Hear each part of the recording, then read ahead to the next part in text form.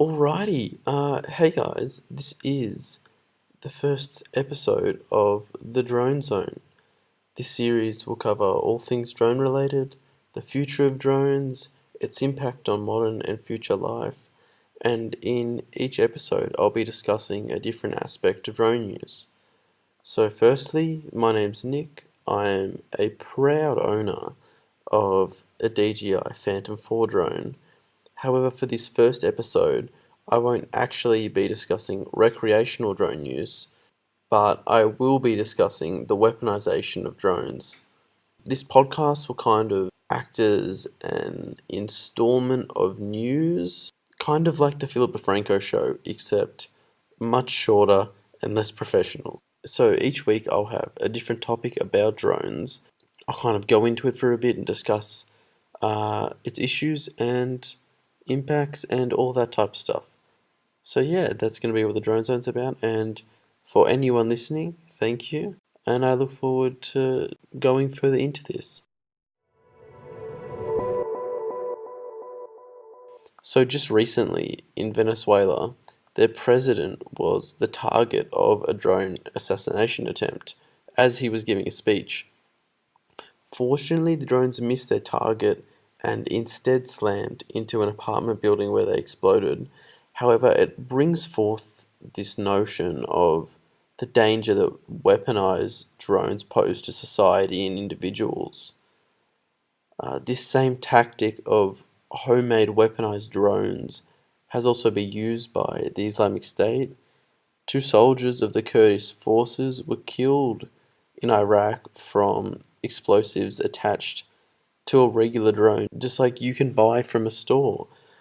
It's somewhat frightening that anyone can buy a drone and attach something and fly it anywhere. You would think that more issues have occurred from it. However, living in Australia, it's quite a stable climate. However, it just brings forth this notion that it is a quite dangerous issue. On the other hand, you also have military drones, also known as unmanned combat aerial vehicles, which are much more professional.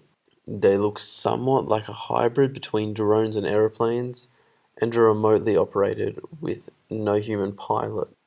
In recent years, the US has increased its use of drone strikes against targets in foreign countries and elsewhere as part of the war on terror.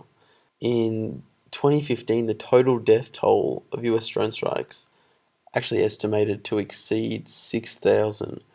So with that huge number, it kind of promotes this ideology that the use of weaponized drones is becoming more mainstream within the combat faction of society. The issue though is that these weaponized drones bring up ethical issues of causing harm to someone basically through just playing a video game. This issue of being physically and emotionally detached from the environment of where you're using a weaponized drone kind of dehumanizes the subject of the drone attack and begs the question of kind of where humanity is. Cue back-eyed, please, where is the love? So yeah, I don't really know how to feel about it.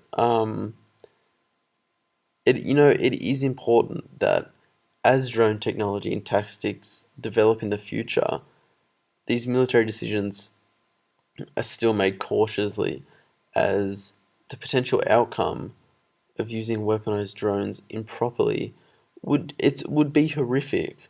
It's already questionable about how these drones are used in war zones, but to take it a step further and use them to an even greater extent without worrying about the consequences would just be catastrophic.